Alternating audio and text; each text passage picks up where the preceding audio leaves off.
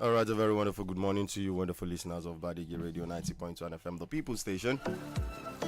Yes, it is Tuesday, the 2nd of December 2025, and from me to you, we haven't seen her since this month started. So I'll be telling you, happy new month from me to you. Yes, happy December busy. Yes, so it's a December busy period that it is going to be, and we hope it is going to be a very wonderful and prosperous one for us as we are seeing the 1st of December. I pray and wish that we are going to see the new year also, and many more years are to come right there. All right, and already in the studio with me this morning, I have my main man in the studio with me. Yes, it is going to be an unusual combo today. Yes, I have Jay Sule in the studio with me this morning. Yeah, good morning, this morning. Listeners, and welcome to the program, the Global Briefing. And issues in the news. Of course, I want to remind them this morning that the Constitution of the Nigerian Constitution rather gave us right to hold our leaders accountable. So some of those things we'll say here, of course, with facts and all that, and then we are just holding them accountable to you all out there. And I want to say thank you very much for having us, and always stay tuned to 90.1 FM. I am John Sule. Good morning. All right, thank you very much for that wonderful one there, Jay Sule. And right about now, we'll be taking it over to the newspaper headlines this beautiful Tuesday morning.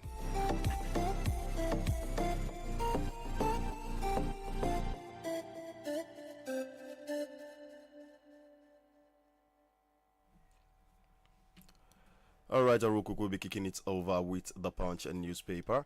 As we have abduction surge, Northern governors demand mining suspension. Unveil 228 billion naira security fund. Yes, with a little bit insight into that particular story, saying the Northern governors and traditional rulers on Monday called for a 6-month suspension of mining activities across the region, blaming illegal mining for the worsening insecurity in many states. The Northern leaders also announced plans to mobilize 228 billion naira to fight bandits terrorizing communities across the region. Under the arrangement, each state and its local government will contribute 1 billion naira monthly to be deducted at source under an agreed framework. This means that the 19 states will raise 228 billion naira annually. They said the fund would provide sustainable financing for joint operations, intelligence-driven interventions, and coordinated security responses across the North. These were contained in a communique issued after a joint meeting of the Northern States Governors Forum and the Northern Traditional Rulers Council held at Sir Kashim Ibrahim House in Kaduna. So right about now, Jay Sule, we're having the Northern Governors talking about a removal of talking about mining in the suspension of their licenses. Now, I want to juxtapose this with what we are having in Niger State right about now. The resurgence of these gang wars in the state capital, Mina, to be precise. There's a resurgence of gang war going on. We have that of Tunga. We have that of Absalam quarters.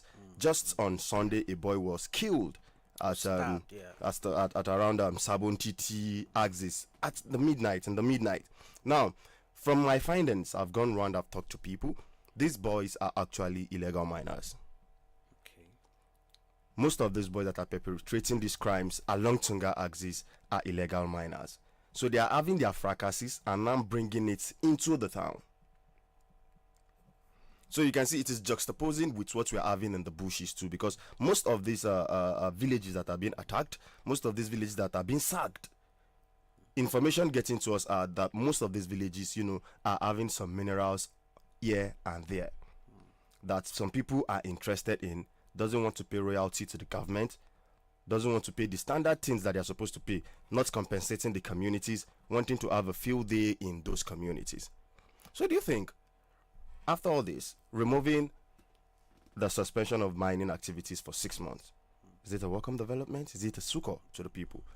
I really don't think so, but I want to talk on that the Tunga Machi, Yes. Tunga market and all that. Now you've made your findings. I like this. And clashes between rival miners, different groups, of course, often fight over gold pits, mining territories, access to resources. These clashes can be very deadly. And then, of course, you've also witnessed and you saw for yourself, a few days ago, where a boy was stabbed to death in Niger State here in Tunga, where, of course, rival groups, Yes. came to, fight, and he was involved. And then at the end of the day, he died, through, stabbing and all Yes. that. Now, what would bring illegal miners to town to fight? Because on Thursday, while I was here on duty that night, around 7:58 p.m. before global briefing, and that program we always hear here every day, somebody called. And I know very well that person stays in, Tunga there. He's a resident in Tunga there. He also has a shop there. That shops are being looted, that boys are throwing stones and all that. And then I asked, why are they fighting? What is the reason to why they are fighting? Why are they there? Now, we've confirmed that some of these guys are illegal miners. They have their, a fracas in the bushes, and they bring that to town. Now, the police, Niger State Police Command, Wasu Abiodun, has been trying his best possible to make sure that their boys, Nigerian policemen, are always, standing by to, curb this menace. Now, again, we know some of these hoodlums, some of these miscreants, some of these area boys who go into the bush for illegal mining. I think if the Nigerian police can actually help in identifying these, boys, they arrest them, they put them into, the right places where, they won't be able to disrupt whatever activities we have as, Nigerites. Now, again, in Nigeria here, of course, we know of illegal minings and miners in this country here. Where there is illegal mining, there is always this issue of banditry, kidnapping, and all that. Of course, these guys will be able to buy weapons because they sell the raw materials to people, foreigners, who have the money to buy this particular gold that they dig from sites. Now, again, if you look at it in Niger State here, let's tell each other the truth. There's curfew. They say 6 to 8 p.m. and all that. But this thing, I don't think is helping. My own perspective, from my own opinion, I don't think this thing is helping. I think more security personnel should, be, pushed out to help, secure the lives and properties of the people, the people in Niger State here. I think that's what I have to say on that particular headline. Okay, because why I brought this particular headline is because people need to understand that the gravity of this, what we are actually facing in the country right about now. Talking about the insecurity that is going on, and there's a connection between mining, like you rightly said, between mining and insecurity at the end of the day. Like we said, what it is happening, both because I'm calling them urban bandits now. Exactly. These boys, I'm calling them urban bandits. They look like yes, because the activities that they are doing. They are putting people's life in danger, looting people's shops, killing each other. You can classify them as terrorists at the end of the day. Exactly. Because every definition of terrorist, they started taking out all the, one or two, how do I even put it? One or two characteristics of a terrorist. Now, coming back to illicit mining. Now, illicit mining, Jay Sule, illegal mining, you are degrading the environment. Exactly. People's land are being lost. Now, we are coming to a kind of a world now where there is global warming. The icebergs at the northern pole are already melting already. So the water levels are increasing. Definitely, we are having longer, the rains are getting massive. And once water level is increasing, what do you think will happen? It is going to find a way to find itself down to the mainland. And once there is already holes here and there, you are enabling erosion. That is one thing that people are failing to realize now. You're already enabling erosion. Because where there is no hole before, the water is looking for a road for itself and already having that erosion there already. But now you're already having these holes already being dug indiscriminately everywhere. So what do you think will happen in the next 1, 2, 3 years after the rainy seasons? The next 3 rainy seasons, what do you think will happen to those particular locations? Now, this is talking about the environmental degradation. Now, let's come back to the issue of, the money that have been gotten from all this. Where are these monies going to? Where are the resources that are being dug? Where are they going through to? Because last time I checked, mineral resources is under the direct control of the government, the federal government to be precise. So where are the proceeds going to? Who are these people that are involved? Who are collecting these resources from these particular people? And how are they getting out of Nigeria? Who is washing the money? Who is laundering the money? These are questions that need to be asked. Now, is this suspending the mining that is the question? That is another question that we need to look at.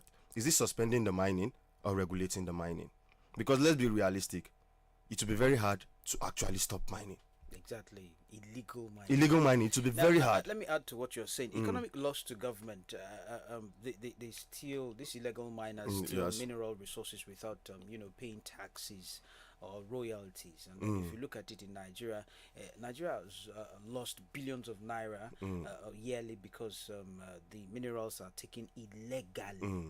And if you do more research and investigation on this particular illegal mining thing, you find out that that's where the bandits and kidnapping emanates from. Exactly. Because, as you said earlier, groups begin to emanate and then they begin to fight for a particular portion. This portion, it's mine, yes, and all that. And this is my territory. Like, we're using Tunga as a case study where boys who had issues in those illegal sites where they are mining illegally, they come into town to fight it themselves just because there's no problem, we'll get ourselves in town and all that, bringing that to innocent citizens who are trying their best possible to make that sure that there's food on the table for their family. Now, shops were looted on Thursday, and I think as of 3 days ago also, they also looted some shops and threw stones in Tunga Market.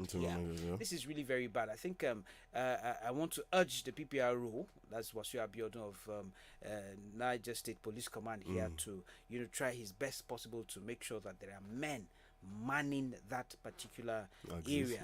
Not just that, and also I want to appeal to AEDC. There should be light at night, to be able to see who is going around, to those who are moving from one place to another. Because when there is no light, that's when you hear issue of armored cable being cut and then transformers being vandalized. So I think AEDC should do more by helping Nigerites to restore lights at night, so that people will begin to switch on their security lights and see who, of course, is going around the area. I think that's what I have to say on that. And then, there's also health hazard. Miners inhale dust and chemicals, causing lung diseases and all that, and then contaminated water affects entire communities. Entire communities. If you look at it now, contaminated water, of course, when you dig, things come up and all that. You're talking about gases. We're having gases which is even coming when you dig. There are gases are down there. That is not good for the human health. Now, Mr. Jesule, you talked about lightning in these areas. Now, I think some 2 months back, the former governor Bago made a very wonderful policy that was I think was there during Talba's regime. It brought back the World Development Initiative, where they are giving 3 million naira, I think, to each wards to do something about their wards. Now, if we are having a kind of settings where 3 million is being given to each ward at the end of the day, why can't the wards have sort of solar powered street lights in their streets? We must not say, I don't like when we always say, and if this one did not do, then if it didn't happen, can't we have alternative sources? I think we should have alternative sources. If NEPA did not bring light, then will you kill yourself? Will you leave yourself at the mercy of gangsters? Will you leave yourself at the mercy of people who want to kill you, of somebody who wants to rob you? No, you don't do that. You look for a way to protect yourself. So why can't we have this money being channeled? Now, this is a clarion call to people of the area. Talk to your councillors in your ward. What is he doing with your 3 million? What is she doing with your own 3 million that is being given at the end of the month? It is not a matter of you coming and putting just 2 street lights and saying the 3 million has left. It is not a matter of you coming out to say you used the whole 3 million to repair a transformer. How much is the whole transformer? That you are using 3 million to repair a whole transformer at the end of the day. So these are the kind of little things that is supposed to be done in the Angwanis, in the areas, in those koro. Because there are some areas that there are some particular koro, some particular corner that is so dark. Now, this brings me back to this Tunga, they call it Akwatembagu, inside the this former Tunga roundabout, where we're having a bridge being built there right now. That particular axis inside that bridge is so dark in the night that the person who was carrying me yesterday was telling me that, don't I think somebody can be kidnapped in this place? Exactly. And I told him, yes, it can happen, because the span is long, no light, nothing there. Which is not supposed to be like that. A sort of lightning should be put inside that particular place, since people are following that place. I saw like 2 people on their legs trekking. Anything can happen. You can be robbed. You can be whisked away. Anything can happen inside that particular lungu. So now, coming back to the issue of what development. Now that 3 million naira, Jesule, why can't we have our councillors? Okay, 3 million came to this month. How many solar powered street lights can we get? And distribute it evenly. Small. You see that everywhere will be lighted. And let me tell you something, Jesule. Evil works synonymous with darkness. Exactly. Good is always working synonymous with light. And criminals are more emboldened during the dark hours. Don't you think? So away from that real quick, now they talked about security funding. I want us to discuss this issue at length this morning. They talked about security funding. A proposed 228 billion naira fund for joint security operations. Now, questions again. We are talking about transparency and oversight.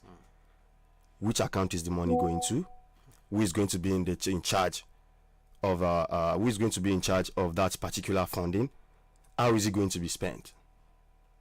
These are questions that really need answering. Exactly. You understand? Because if you consider the 1 billion naira from each state and LG, is that even realistic currently? No, let's look at it. 1 billion naira each month. When we're having some states even still complaining that they have not been able to meet up with the minimum wage. We're having some states still owing some salaries. Gratuity of pensioners are still not being paid. A whole lot of issues on the ground. Now, is it sustainable? Is it even viable for states to be able to bring out 1 billion naira, even though we know that the FAC has increased? But still, we are not still seeing anything on the ground. Let me add to what you're saying.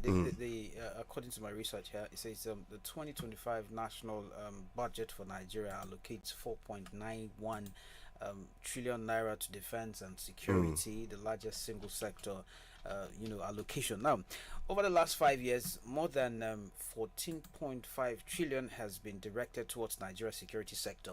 Talking about the military, the police, intelligence, and paramilitary, and so on. Now, in 2024, the security sector got the highest share of the federal budget, about 3.25 trillion naira, around 12% of the total budget. Now, the funds are meant for a mix of expenditures, personnel costs, salaries, wages of officers, and then overhead operations, administrations, capital, equipment, and then arms, vehicle surveillance, and then also gear, and then infrastructure, and so on. Now, if you look at it, I don't know if the security is lacking. What is going on?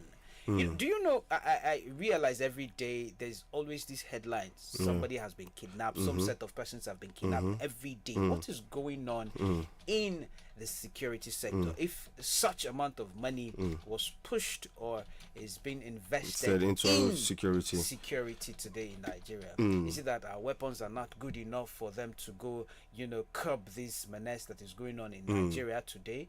Or is it that they are not giving them orders to go into the bushes to do this? Because I have seen where Nigerian soldiers, we've also read stories of Nigerian soldiers who went for peacekeeping in Libya and the rest, and then they came back triumph. So what is going on?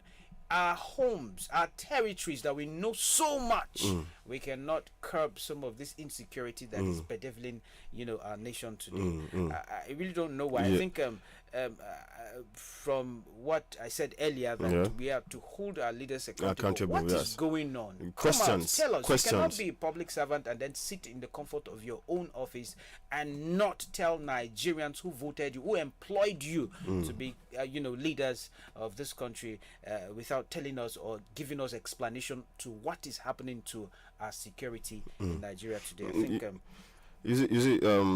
Jay Sule, You see, the matter of security is a very critical issue in the country, and a whole lot of money has been, divested into that particular venture, and we are not seeing results. Basically, I think when we take one step forward, then we take two steps backward. That is the kind of achievements we are having in terms of the fight against insecurity.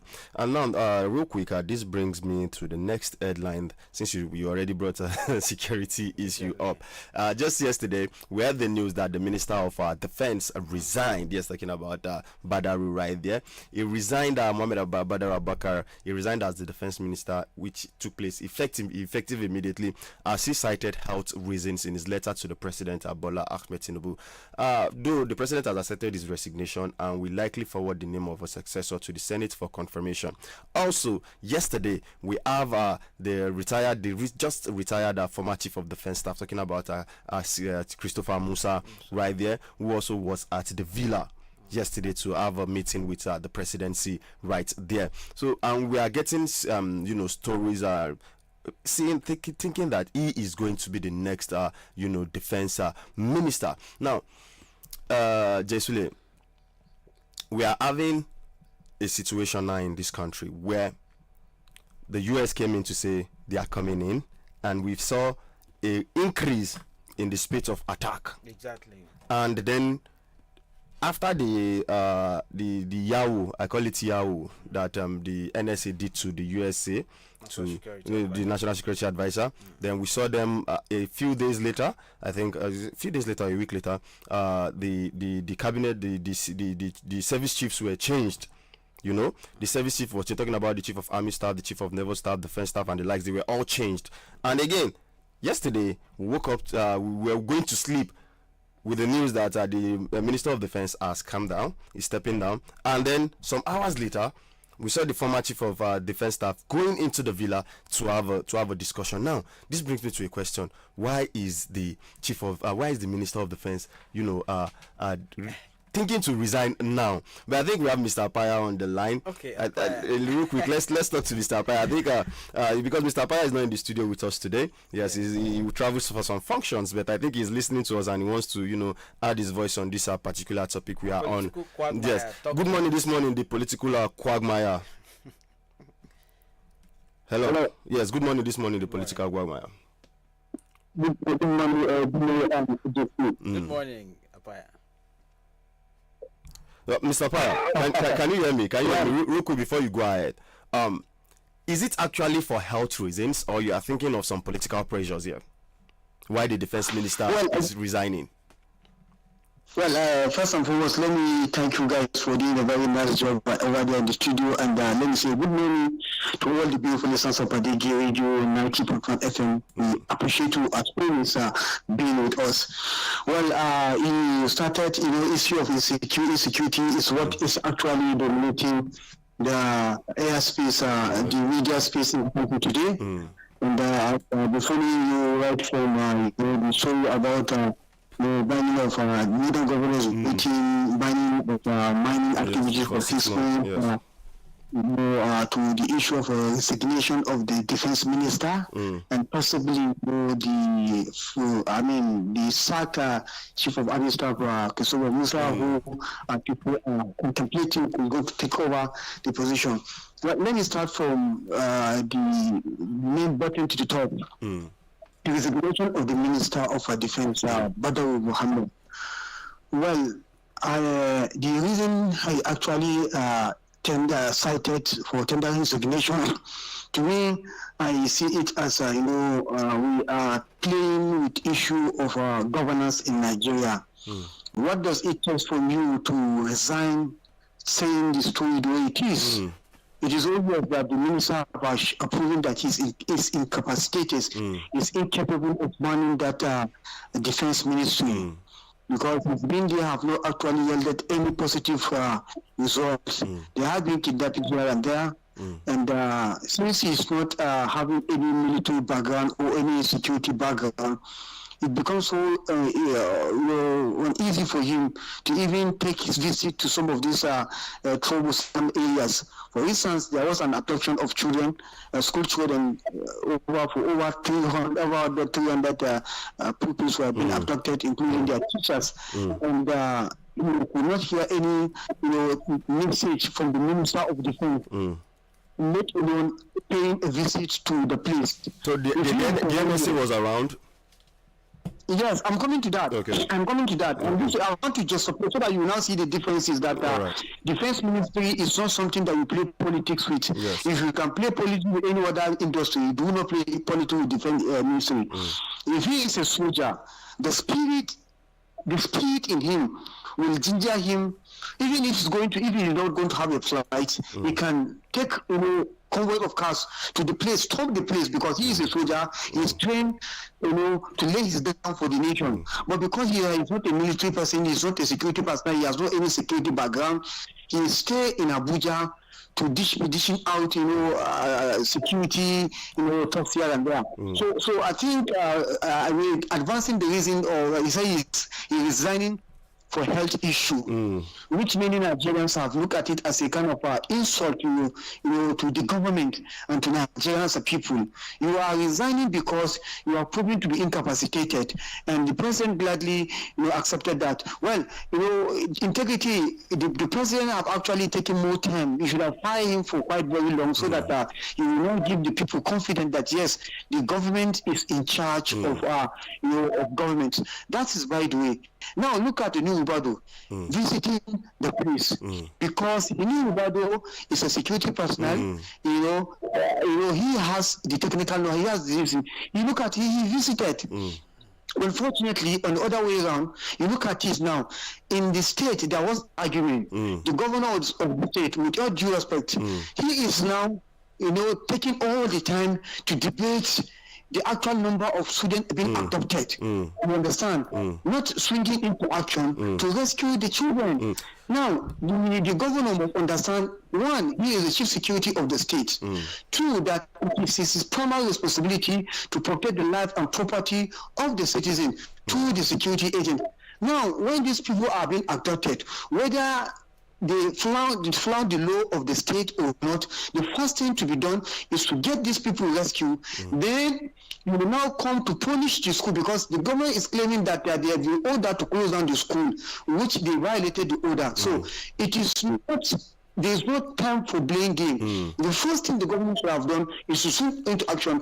After rescuing the children, then you come and now look at, okay, we are going to punish you based on the extant law. In attempt to punish them, do not use your personal, emotion and feelings to punish them. But you look at the extant law, because the law has made provision for everything in the country. If you violate the law, this is the punishment that is being made for you. If you whatsoever you do, everything is there. So you will now come back to now, punish the school and the proprietor in accordance with the law laid down, that if government get an order and you violate it, that is with the law. So you now see that the governor, rather put the cart before the horse. Look at what the chief of, national security advisor did after coming back from the US to convince the United States of America that there is no place in Nigeria. Actually, despite the intelligence they might have put it on ground, he personally went there. He going there will not give the Catholic, the school, the parents of our abducted children, the confidence that yes, the government presence is there, and of course they are going to do something very beautiful. And just look at what the national security advisor told the school and the parent, that your children are doing well.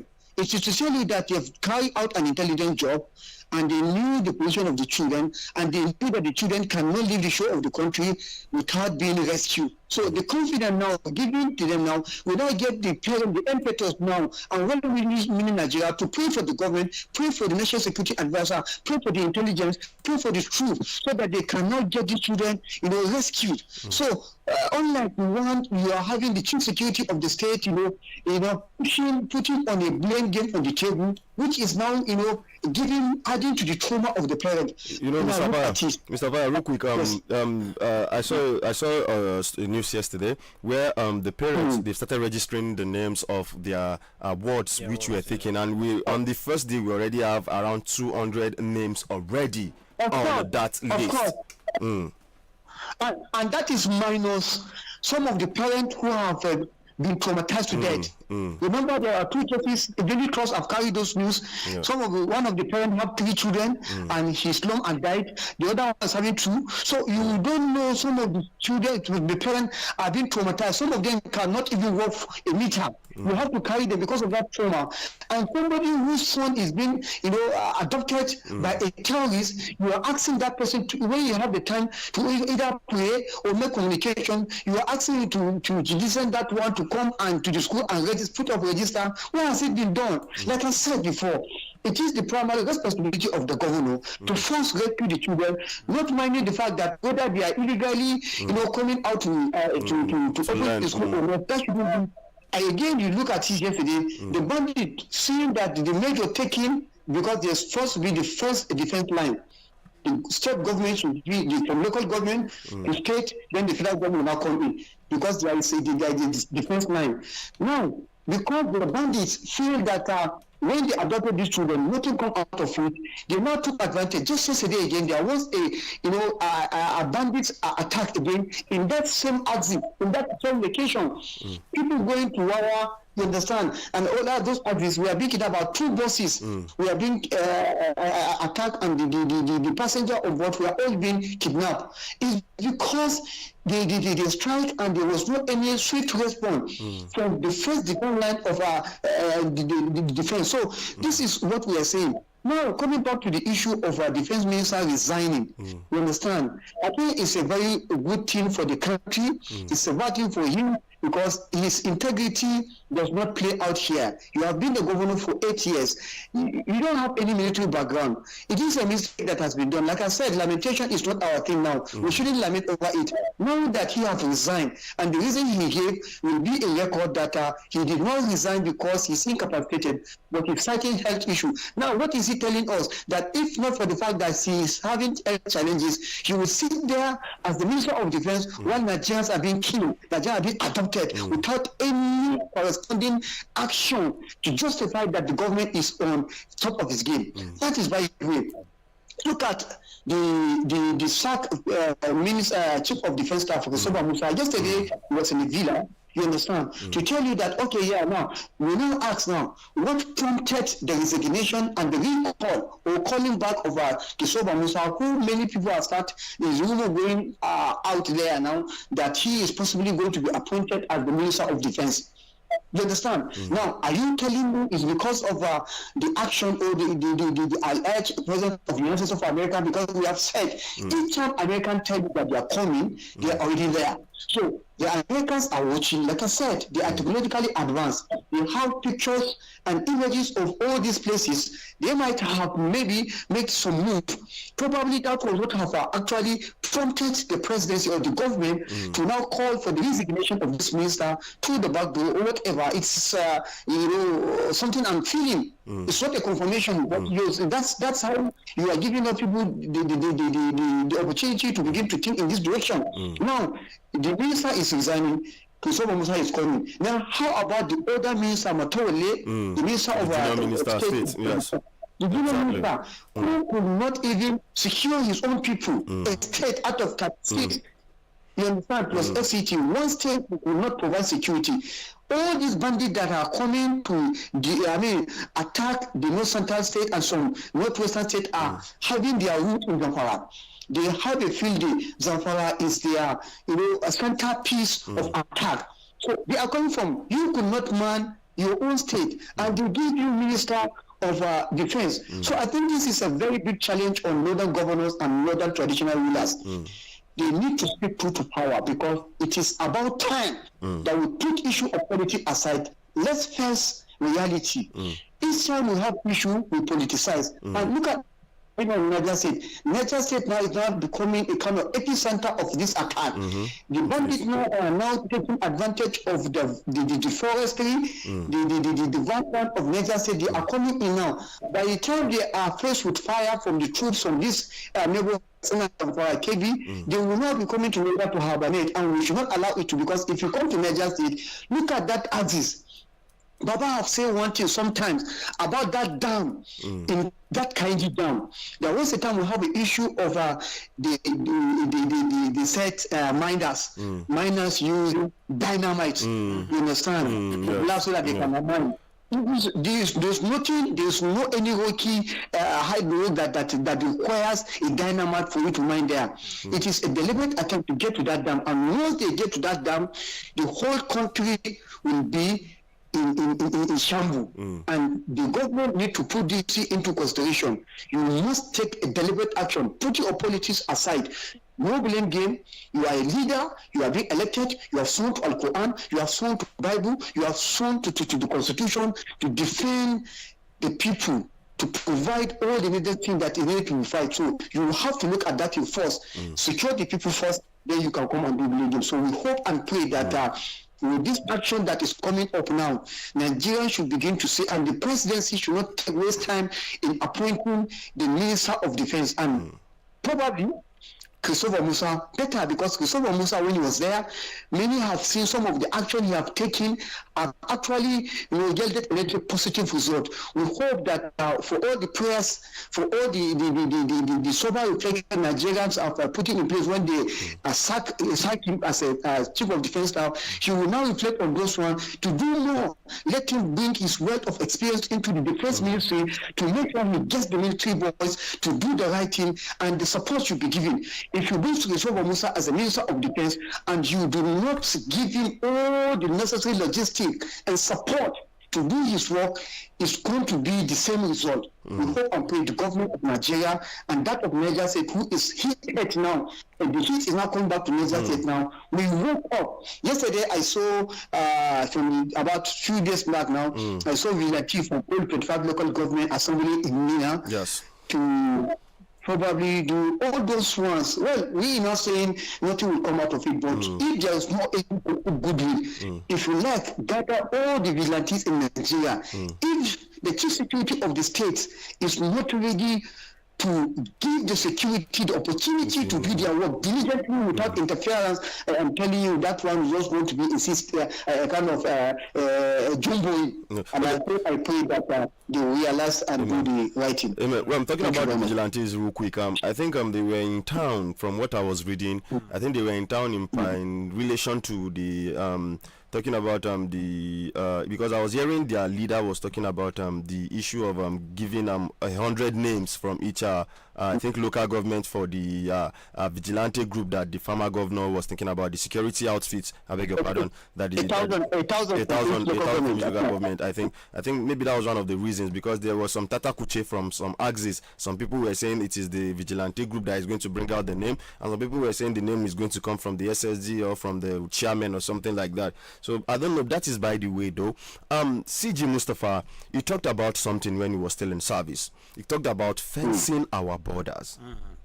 I don't know if you remember that particular interview you had, where he was talking about fencing our borders, where he was talking about people are saying the borders are too long, it is over 2,000 square kilometers, and he was bringing instances that some particular country like Pakistan, and which country we are having issue, they fenced over 1,900 kilometers. He was talking about I think US and Mexico over 1,000 and 1,200 square kilometers. Now if you add these two up, that is already 2,000 something kilometers. So why can't we also have something like that, a corridor where this particular issue is happening, talking about the north axis, the northern borders of the country? Can't we even have a similar stuff? Do you see the CG Musa, Christopher Musa, if he gets there, hopefully if he gets there, do you think he's going to push this particular narrative? And that is why I tell you this. Bringing Christopher Musa with his sort of experience, you understand, and if you do not support him, you end up rubbishing his image. Do not rubbish him. This is a general. He has seen war. You know how to deal with this war. You understand? All you need to get is support. Okay, you bring about a recent example of yes. When Trump, before Trump came, this is what he tell you. See, this is why democracy really works. They will tell you, this is what I'm going to do. Their campaign, even if the people don't like it, if they come, this is what exactly what they will do. Yes. Trump campaign was facing the border exit with Mexico, so that those also immigrants coming will not have access. And that's why the condemnation and criticism, he came and he actually did that. This is how leadership should be. A leader should be able to have an integrity that whenever he talks, people take his talk to the bank. You understand? Okay, managing this border is a very good thing. I heard the 19 northern governors are going to contribute money. Each local government will be contributing. I think it's 1 billion, right? 1 billion. 1 billion. Yes. Okay. Our prayers. Our prayer is that that should not be a candidate for somebody. Is it feasible? Is it feasible? Is it feasible, Mr. Paya? In the long run. See, in the long run, is it feasible? No, these are temporary measures now. Okay, you are talking about fencing. Do you do fence twice? No. If you gather this money probably and say, okay, let's fence all the northern axis, you understand? So that the southern will equally take suit the eastern part of the country, so that we run the country. If you fence the border, you understand, security-wise, will you come and gather money and fence it again? Not at all. You rather use the money for all these are temporary measures. Okay, now they are talking about closing, asking the president to suspend all mining activity in the Nogara region for the next 6 months. Okay, now if you stop the mining activities, now within this period of time, you gather money, you understand, fence the border and take all the security measures. After that, you open the border. Will you go and fence it again? You will not. You will not be thinking ahead. Let's be thinking ahead. A leader, any leader will see, do not play with you. I've been saying this thing. Leadership is something that is being ordained by God. It's divine. Everybody will say as a leader, do not play with him. God knows what he sees in him and make you a leader. It is a position that must be manned by an individual. And then after which another person will come. So having a leader, you have that spiritual power, that spiritual protection from God. It is now incumbent on you, that spiritual power you enjoy from God, extend it to the people. Bring in people of reputable character. Do not look at people with content. Do not look at your differences with people. But I always say one thing. One thing, whether you like it or not, you must give it to IDP. You can hate IDP for not to eternity. You cannot take away that spirit of identifying people who have the capacity to do it. Today, in the next 30 years, how many look at the years IDP have that power. In the next even 50 days, in the next 100 years, let me even go as far as exaggerating. You cannot screen some of the things IDP did that is making Nigeria to be what it is today. All this issue of national character, you identify people who have the capacity to do it. And that is why we are where we are today. The relative peace we are enjoying was as a result of some of the action taken by the military. IDP have done, okay, the democracy we are enjoying today is not because of Absalom. If Absalom decided, okay, after 11 months, I'm not giving the power, what would you do? Nothing. Power is broken by the barrel of the gun. And you can do nothing. But he gave you this power. You think all these elder statesmen will be happy seeing Nigeria to get where it is today? So they should do the needful. And we are not inciting any violence, but sometimes your experience matters a lot. You look at your neighbor.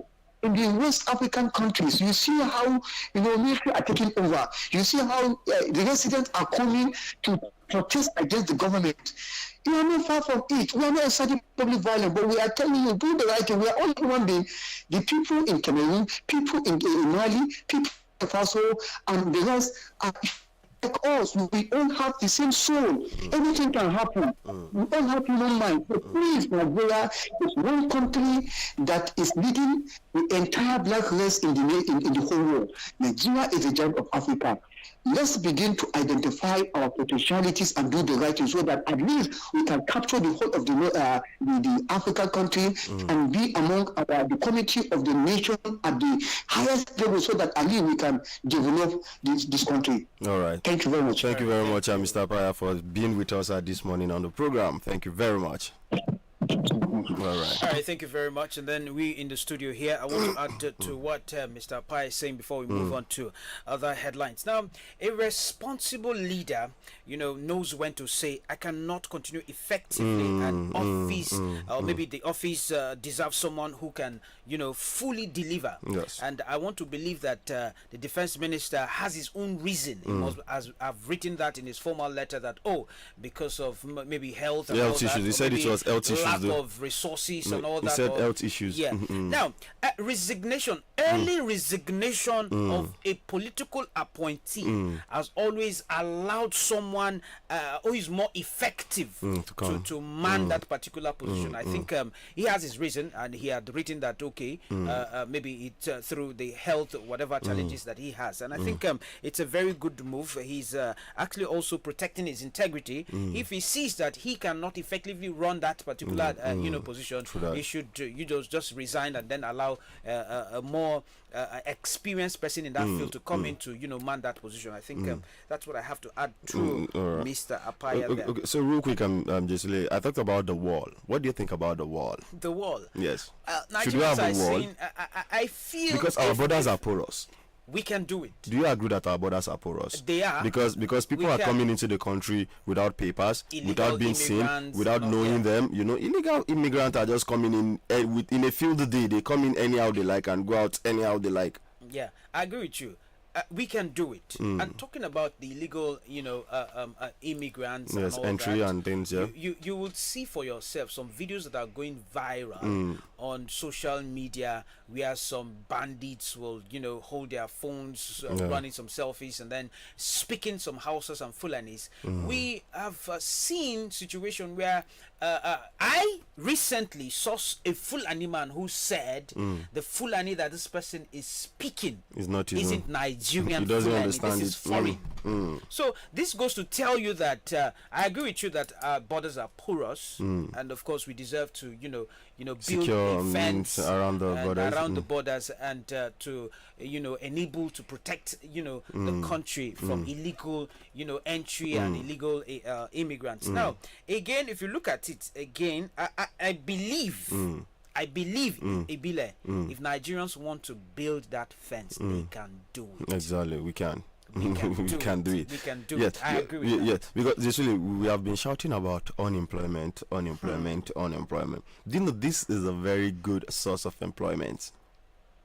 To employ people to go build you are removing people from the streets. Look at it from that way. Anyhow you look at it. There was once upon a time, one of the United States president said unemployment is a major issue in the society, and he said if the youth don't have work, give them diggers, give them shovels, tell them to dig a hole. When they are done, tell them to cover it back up again. Just it's not literally telling you to just give. That is essence. Give them something to do, no matter how little. Just give them something to do. At the end of the day, see, Jesule, Nigeria is too big. See, before they will build that fence, it will take years. Do you understand? So you that you have gone to work since morning, you don't mix cement, body don't they pay you. Sorry, you are talking about how many kilometers? Yes. You talked about 2,000, 2,000 right? plus, yes. 2,000. Now, yes. when you compare that to the bridges they are building in Niger State, for example, how many years is it going to take us to complete this particular project? The project, yes. The infrastructures in Niger State, maybe in the next 4 or 5 years. So I think I agree with you that if youths in Nigeria are being employed to go there for direct labor and all that, I think that's going to... It's going to reduce criminality, violence, gang fights, and the like. Because you're always at the border there, you are doing your thing over there, and you are being paid. You are being paid at the end of the month. Every day. Every whether daily payments, whether weekly payments, anyhow you want it, you are going to be paid, and you are employed by the federal government of Nigeria. Exactly. At the end of the day, and this because usually all this illegal money we are talking about, two things are causing it: lack of education, poverty. Which transpire to lack of job for the people. And that is why youths are going to alternative sources. I talked of alternative sources. When somebody didn't go to school, he is not enlightened. He doesn't know what is happening. When somebody doesn't have a work, he is poor. He doesn't have food to eat. What is the next thing? And his neighbor is cooking and him is hungry. What do you think will happen next? He's going to thief the food now. No, let's be realistic with each other. It is just the truth. He's going to thief. Now, there is a conundrum that is happening in the country currently, Mr. Jesule. Education. What is the budget for education? It is so low. We go to a whole lot of schools. No roofs, no chairs, no chalk for the teacher to use. Even the textbook self say ankle. Now, when the children are not educated, how do you want them to know their rights? How do you want them to know their freedoms? How do you want them to know their constitutions? How do you want them to know what is protecting them, what is governing them? How do you want them to know their rights from their wrong? When somebody is not educated, that is why I can now come to meet that person and lie to him and tell him, don't worry, let's go to the bush. Nothing will happen. Let's do this. Let's do this, let's do that. You can easily convince that person because his faculty of thinking, it is not up there because he is not enlightened at the end of the day. So education is very important. Very, very important. That's why I always tell people, Jesuli, even though you want to learn handwork, you must go to school. Acquire skills. You have to still you still have to go to school. Yeah. Even though you want to acquire skills. Skills is very important in the Nigeria we are going to now. But because, still go to school. Because no work. Exactly. So you must learn something that you can do with your hand that is going to give you small money here and there. Aside the white collar you understand. You understand. Yeah. But you must still go to school. The importance of school cannot be overemphasized, Jesuli. Me now, as an example, one politician cannot come and tell me inside hot afternoon, make her dey follow am up and down for one campaign or whatever. Then you have a degree in your You understand? You understand? I can't go. Exactly. Because I went to school. I know what is happening. I have seen other climes. I have seen other countries. I have read about other countries. I have seen how the thing is in those places, in those climes where they are seen, where there are people that are still mentally okay. You understand? Now, coming back to Nigeria now, the same politician who, I have a friend, this is not a hearsay, some weeks to the election, his dad was a commissioner somewhere in the southwest. Some weeks to the election, 2019 election. How the father knew where he was, I didn't know. You understand? But they traced him to that place and they carried him, security agent. They carried him from there. Do you know where next? It's to the airport in Abuja. From there is a flight out of the country. Some weeks to the election. Is that not telling you a story? That is to say, me now, where my papa no get money, if he die. They don't care. They don't care. All they want is that to get to the position. You understand? Their children abroad, schooling, enjoying themselves, you get money and all that. You get these things. So now I'm already enlightened. You can't call me to come and carry cutlass and be following you. Jesuli, I'm sure nobody can call you to come and be a political thug or a tout. That's all. Because of the school you went to. Even though you went to school, you don't have work. Your thinking faculty is going to be different from those who didn't go to school at all. And that is why we are calling on parents. No matter what, make sure your pikin go school. At all, may even finish secondary school. Make you even finish secondary school, Jesuli. And this is a very important aspect of a child, of a human being. Primary, secondary, very important. If you cannot afford higher institution, make the person go COE. Then he should have a form of education in his life. So that your thinking faculty will be different. It will always be different. Yes. You know. Sorry, I want to add to for benefit of Niger State and the youths we have here. I've always wanted to encourage the youths in Niger State here instead of you going around with politicians shouting "Sekai, Sekai." I think the Lagos youths see music as a pathway to success. And Lagos, of course, is the heart of Afrobeat in Nigeria.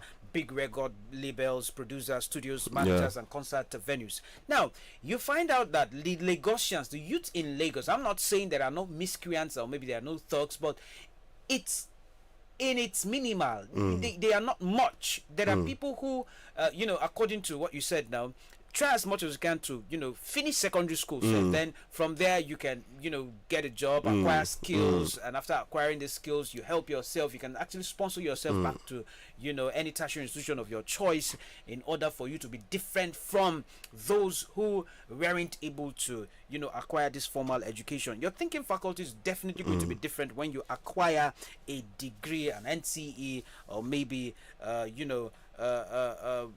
School of Health or something. Now, looking at the way I have done some research in Niger State here, I see some guys going around with bikes, shouting this Jincheng bikes and all that, talking about the insecurity in Niger State here.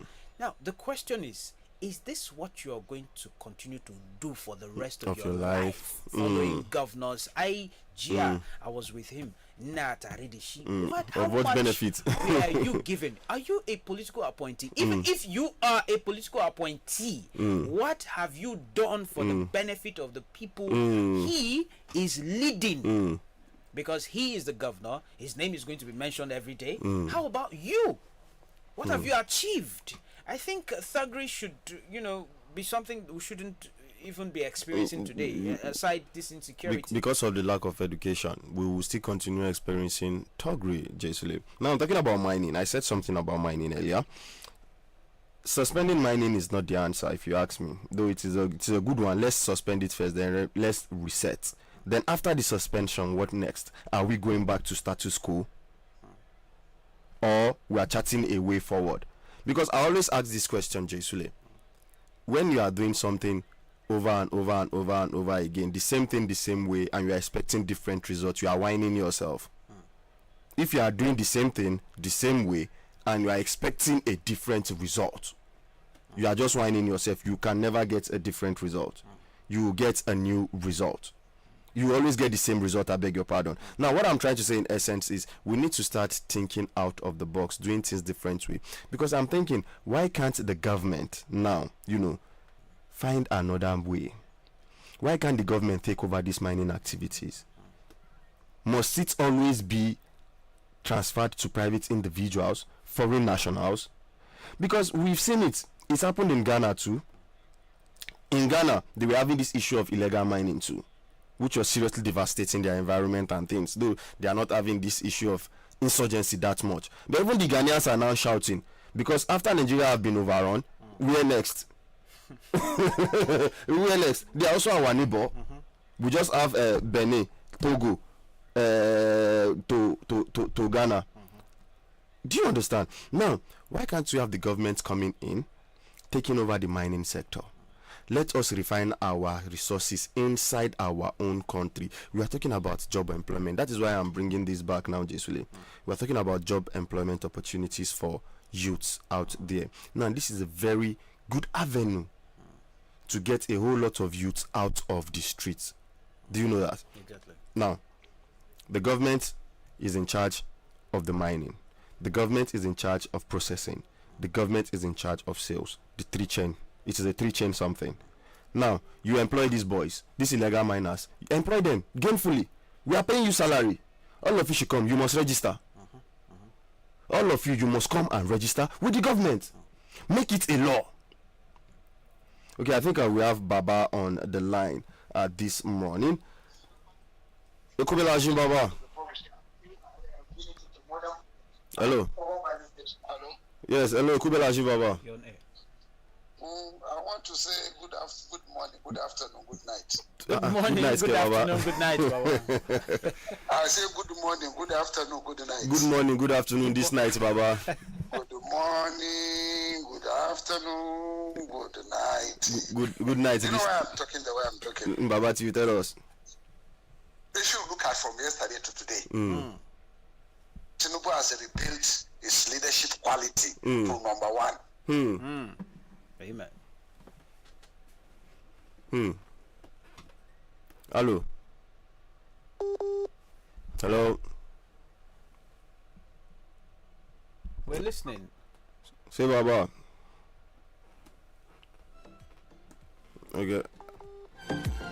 I guess we'll have to call us back. The network is actually having a serious. Let's try and reconnect with Baba this morning on the line, so Baba can also give us his thoughts on these particular issues that we are discussing this beautiful Tuesday morning on the program.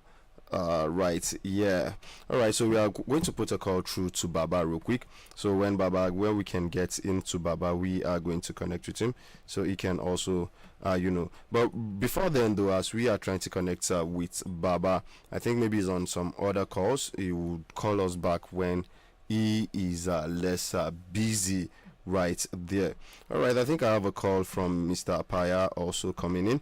So let's get to Mr. Apaya. So because we are talking about some serious issues this morning. Hello, Mr. Apaya. Yes, yes, yes. Actually, yes. All right, go ahead, Mr. Apaya. Yes. All right. Yes, I believe. Talking about, you actually talk about the issue of insecurity, and then you talk about that mining issue. You understand? It's very important that leaders should understand that they have responsibility. That's crisis that is, we are now seeing the resurgence of youth restiveness in Mina. Yes. If you see some of the images, you'll be very shocked and surprised. And that's the reason why I said, when you give a security personnel job to do not frustrate his efforts. Very important. When this new commissioner of police, Abdullah Adamu Eleman, came into Niger State, everybody can attest to the fact that they have actually re-engineered the Nigerian police in Niger State. They have put in a very deliberate effort to deal with this criminals that are disturbing the states, particularly the state capital. You see the continual raiding, the order he gave to the depots, continual raiding has been going on and on and on. And relatively, we are seeing the result. These people have been arrested. Now, the police have limits. They can be incapacitated. By the time the police make arrests, take these children, take these youths, the hoodlums to court. And the punishment they had from the court is not something to be reckoned with. Are you not directly for sending the police? Exactly. Because you ask yourself, what is actually happening? The police are on ground, the other security are on ground, doing a very beautiful job. But why are we having a resurgence in Abu Salam quarters? You need to see how these children came out. Some areas now they came out, they start in the night, 1 to 2 o'clock a.m. in different areas now. So it is now a kind of a resurgence, and this is the kind of coordinated, attack they used to do in areas. They will communicate this area so that if the police are this area, another area will break out. It was Tunga, it was Al-Salam, it was Angondaji, all these places now, and it is down in the dead of the night. So what is actually happening? So I think the government needs to call someone a security meeting. Do not play with these people, because we learned that what happened in Tunga, they are minors. So, and you know that the commissioner of police have given order, and even the civil defense, they have all the commanders have given order to stop this mining, because this mining has a lot of dangerous things that is coming with it. So, if you are stopping mining activities and you are not doing something about these boys, definitely they say an idle mind is the workshop of the devil. Exactly. If you do not provide them something to do, they can't go inside house and sit doing nothing. Yes. So the government have to call upon security meeting. Okay, as the police is and civil defense and assistant security are carrying out a kinetic measure. What other non-kinetic measure need to be put in place to make sure that we give meaning to these children's life? Everybody, they should have a sense of belonging, and the government, it is incumbent on the government to make sure that you give a direction. Do not allow these children to be setting agenda for you, because they are setting a bad precedent, setting agenda of insecurity. So I think it's important that the government should do something. I think Baba, from where he is, will equally want to come in and make his own contribution. So let me give him a way to do that. All right. All right, thank you very much, Mr. Paya, for still talking to us on the program this morning. So, like I was saying, Jesule, you see this mining issue. Me, I see it as something that we can really gain from as a country. Like I said earlier, it's a three-way thing, and government needs to come in and take over. Basically, government needs to come in and take over. In terms of mining, I was saying earlier before about calling, Jesule, why can't we gather these boys? You must register with the government. The government should have, I don't know, maybe state government or the federal government. The state government itself can come in. Former Governor Morubago with his renewed Niger Hope initiative, it's a very beautiful one. The new Niger agenda, very beautiful one. Get a company, employ these boys, give them good salary, give them good equipment. Not the one that they will go and dig and the road place will fall on them and they will start having casualties. People have died. But we should have a settings where they would have good equipment, they will have hazard allowance, because even their health, you were talking about digging and you see some chemicals coming out, gases are inside. A whole lot of things that you are breathing in that is not good to your own immune system, to your own health and well-being. And you want to add something? I really agree with you, but I have seen and I've also experienced in Niger State here in 2018-19 when Governor Abulolo, there was this youth empowerment program that was held. I was part of those people who, gained from that youth empowerment at the time. Now, I saw where, Governor Abulolo, was able to, gather some youths who, of course, are unemployed, and then they try their best possible to make sure that these children or these youths, they acquire skills in different fields. Now, acquiring skills, of course, skills in Nigeria today is something that pays for aside, the white collar job. Now, after when we were done with the empowerment, we were given some startup park. I think Baba is back on the line this morning. See, Baba. Hello. Baba. I was talking to you before the line went off. Yes, Baba. Go ahead. Am I on air? Yes, you're on air, Baba. Live and clear. And you see, what I'm saying is that President Tinubu has somehow trying to rejig and reorganize his administration, which is very good, which is very commendable. Because apart from the mess, we find ourselves in pardoning criminals, cocaine pushers, murderers, and gangsters that were pardoned wrongly. And at that time, I said, this is not Tinubu we know. Exactly. Somebody must have used auto pen and collected money from people and put criminals on the list to be pardoned. You understand what I'm saying? Yes, Baba. Now, again, with this recent ambassadorial appointment, a lot of rubbish. People are complaining bitterly. Why should Omokri, that was insulting the president, be appointed in as ambassador? Which kind of forgiveness is that? Which kind? What is that type of? Is it a forgiveness of a sin or what? Baba, he has worked for it. Yeah, he has worked for it, Baba. Baba Reno has worked for it. He has been the one that has been, trying to, whitewash the government and, portraying the government even more than the spokesperson of the presidency, Sir Baba. Is it because he was busy insulting Peter Obi? Yeah, exactly. He's not working for it. Baba. No, listen. If I today say, okay, let me throw my age to the gutter and let me become a sycophant and begin to say I want to campaign for president, Tinubu, campaign for governor of any of the state. Can anybody stand my position in Nigeria? Not at all. With my knowledge of the world affairs, with my connection with BBC, CNN. You understand? Yes. So with my knowledge of the world, with my BBC, CNN, and my pocketiveness, if I say I'm going to make a dirty thing clean, do you think somebody is going to stand at me and say I'm not doing it? Not at all. But I'm not hungry. That's the difference. I'm not hungry. And I'm not a beggar. Do you get what I'm saying? Yes, we are with you. But again, moving forward, the resignation of Badaru, that appointment from day one was wrong.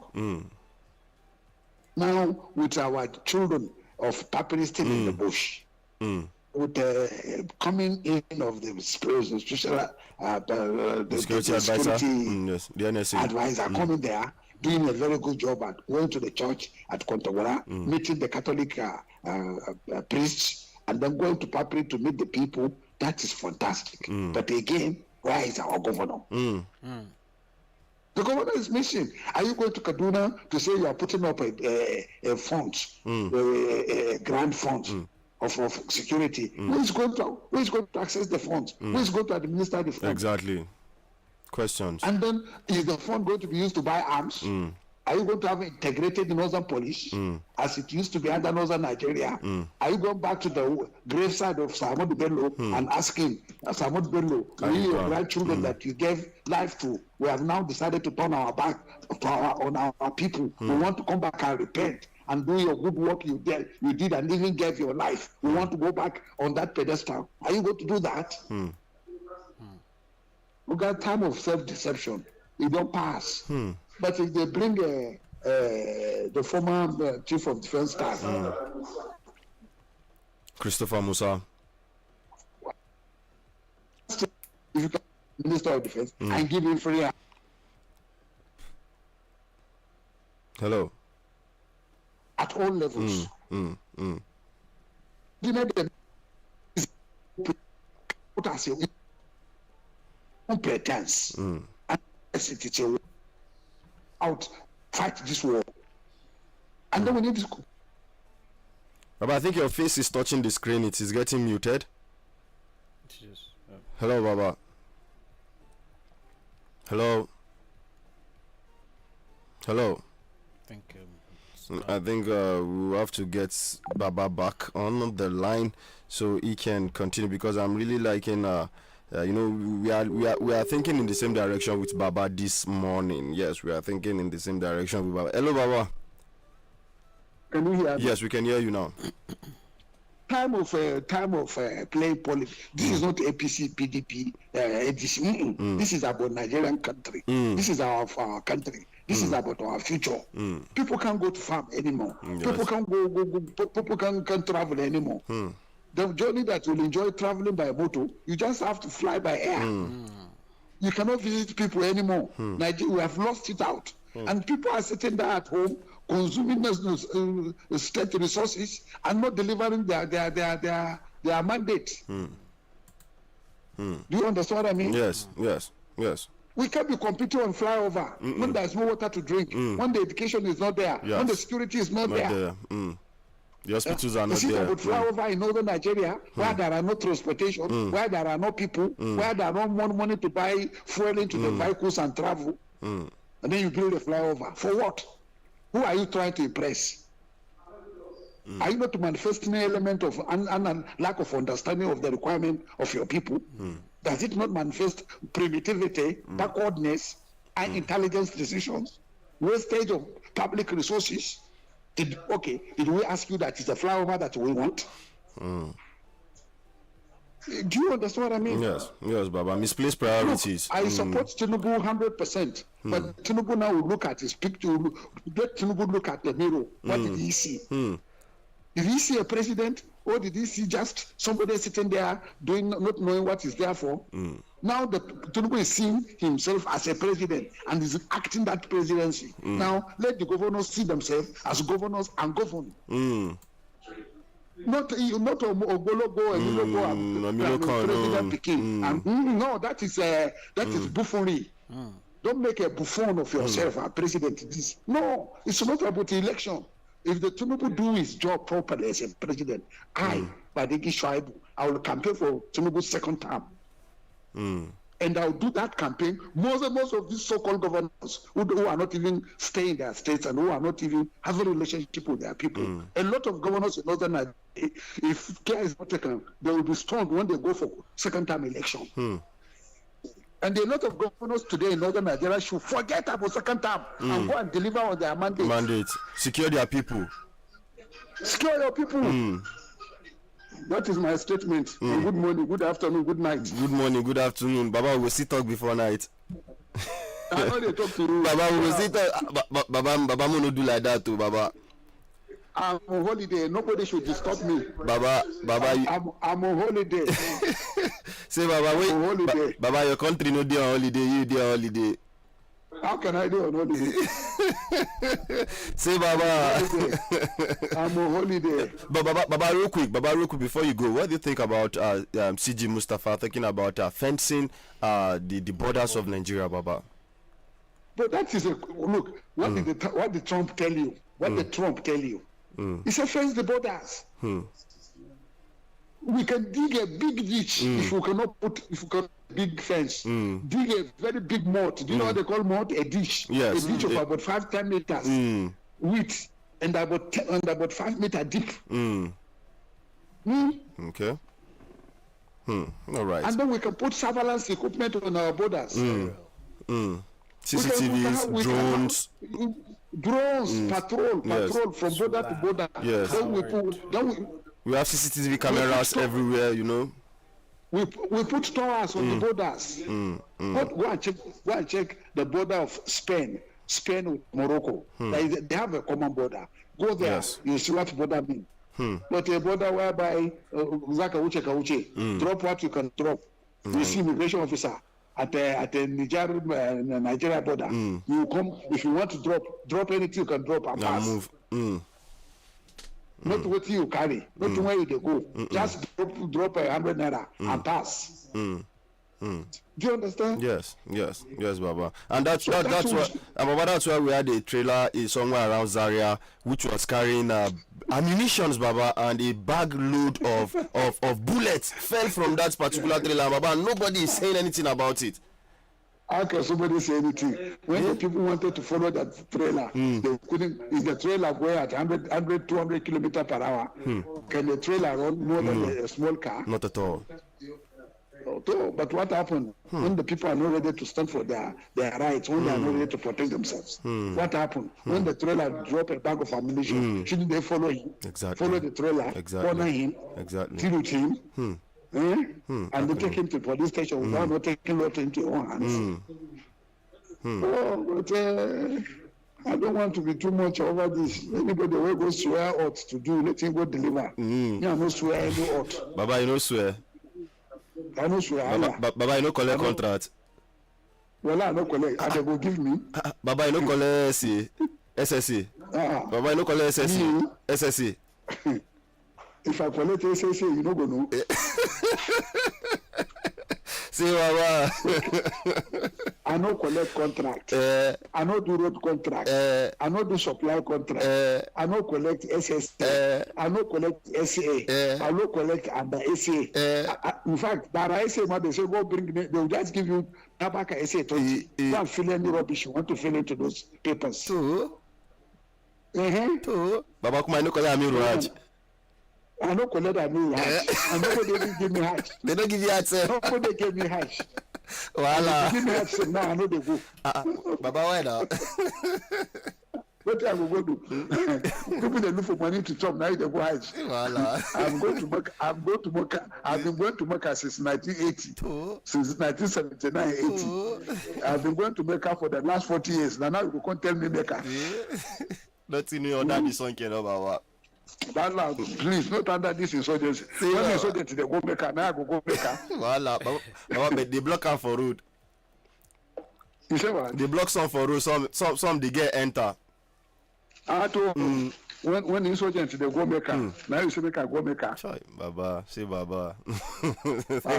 Thank you very much. Leave me alone. Jesuli, you have anything for Baba? No. He said it all. All right. Thank you very much, Baba, for calling it this morning. Who is sitting there with you? I did with Jesuli this morning, Baba. Baba, leave and pound the damn one chop. One chop on the damn. All of us now. Anyways, Baba, thank you very much. You have said well. And then the Basoduru. What do you think about quickly, Baba, before you go? Remo Omokiri. Remo Omokiri. There are some videos. That one a disaster. Baba, same person we see our president was a drug lord. Was a drug lord, though. Was was a drug lord. That is a person we talk like that too. That is a red line. That is a red line. It is well. That is a red line. Voila. There are some characters that they believe it's when they insult people that it they is get, when that they're able to, that they get what they want. Exactly. They believe in insulting leaders, so that after insulting them, they'll call them the night and beg them, say, sorry, I know me what I say. And they say, okay, since poverty they hungry you, give him a position, and shamelessly you go and collect the position. Exactly. It's a typical printing man for typical Nigerians. All right. Thank you very much, Baba. Thank you very much. All right. Cool beating, Have a Baba. nice day. Baba, don't forget my salaba. Which is Alaba? You send me. Baba, Baba, no do like that. Do you know even why I am? Baba, me, I'm in I Lagos. Baba, me, I Lagos. shall not say you don't go. So anytime we they come back based on your second to the last born, since you don't say no, maybe the last born. I am in Lagos. Baba, you go see Sanwo-Olu. No, I go see Abulolo. For Lagos. Baba, Yes. this one wanna carry the meeting go away like this. Baba, this one wanna carry meeting go away. Abulolo have a company in Lagos. Oh, He's wow. the director of a big company in Lagos. Wow, So, beautiful. They have the company decided to make me Christmas, invite me for Christmas carol. Wow. Baba, now I no carry your director of social follow body. I will carry you. Baba, I no carry director of social. Make you go carry another wife. Say Baba, don't allow me my wife here this one. No. you know that's where they give you chop. Now you go follow. Na so. Abulolo they give me chop, so I follow him. Na Say, so. Lagos, I say, yeah. Anywhere you go, I go. Standard. I know you know go. I know the carry. Voila, thank you very much, Baba. Okay, wahala. All right, listener, that was Baba Shabu Badeggi with us on air. Yes, I always have a very wonderful time anytime I'm with Baba on air because, he's going to give you past experiences. You learn from these past experiences and the likes. All right, away from that real quick, Jay Sule. Yes, we have Governor Adeleke resigns from PDP right there.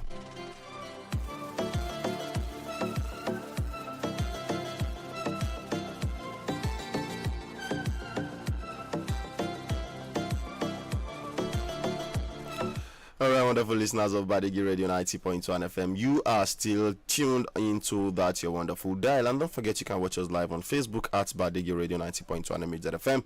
And also drop your comments and likes on that particular live feed. And also you can check us on YouTube on our YouTube page at Badeggi Radio 90.1 TV. So real quick away from that, I said Governor Adeleke resigns from the PDP. Yes, with some little bit insight into that story, saying with less than 24 hours to the People's Democratic Party PDP governorship primary election, Governor Ademola Adeleke has resigned his membership from the party.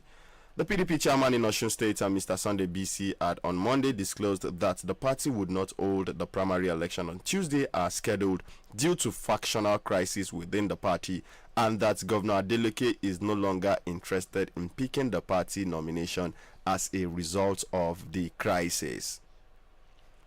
Jesslyn. Anyways, being in the ruling or winning party usually gives politicians direct access to government resources and then appointments and influence. And then knowing what the PDP, I think there was a time we had NPDP, New People's Democratic Party, factions and all that, where disagreements and agreements, and then recently there was convention where the national chairman erupted, somebody now the chairman of the PDP and all that. Now I don't know, he has his reasons to why he defected. If he goes to APC, well, good to go. He has his own personal reason, and I think there was supposed to be a primary election in that state, yes. But it was postponed. Yes, it was postponed. So no date yet. So I think those might be or that might be one of the reasons why he defected. But I think the winning party is always got it all in this Nigeria. All right. I think real quick, we have some bills to pay. So let's go pay these bills, and we will be back with one more headline. Then we are going to be taking it to the phones line at this morning. So stay tuned. Don't do that.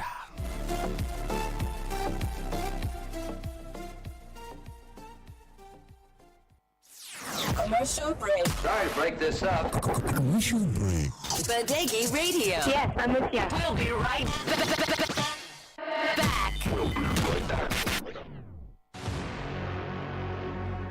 Please listen to this announcement. Niger State government is organizing an 8-day executive retreat for commissioners designate, chairmen-elect and their deputies, special advisors and permanent secretaries in Niger State. The retreat is scheduled to hold on Wednesday, 3rd of December 2025 at Awisa Wali Multipurpose Hall, Government House, Mina, by 10 a.m. prompt. Special guest of honor is Excellency Former Governor Muhammad Umaru Bago, Executive Governor of Niger State. The Royal Father of the Day, His Royal Highness Alhaji Yahya Abubakar, CFR, Etunupe and Chairman, Niger State Council of Traditional Rulers. It should be noted that the retreat is mandatory for all designated participants. Announcer, Alhaji Abubakar Usman, Secretary to the State Government.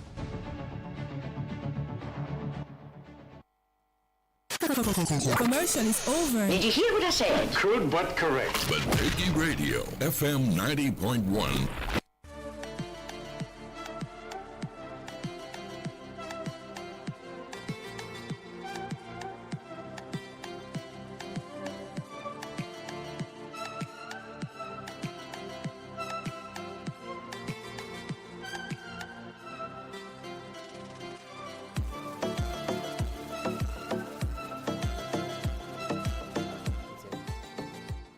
All right, our wonderful listeners of BADEGGI Radio 90.1 FM, welcome back from that short break. And we've been discussing a whole lot this morning. Yes, we've talked about the resignation of Badaru as the Minister of Defense, and with the rumors, because we saw the former chief of defense staff talking about CG Musa going into the Aso Rock yesterday, to have some discussions with the presidency.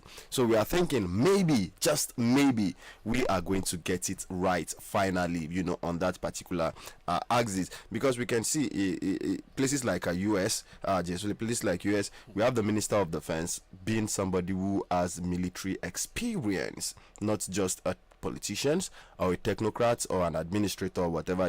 There are some particular positions that you need professionals in those places. Parastatals like Ministry of Health, a doctor should be heading those places. Ministry of Works and the likes, an engineer should be there. Ministry of Defense, a military personnel should be there. You understand? These are Ministry of Commerce and the likes, an economist. Now that was why you can see, for example, a shining example, Dr. Mrs. Ngozi Okonjo-Iweala, when she was the Minister of Finance, being a seasoned economist, you could see the wonders that she performed.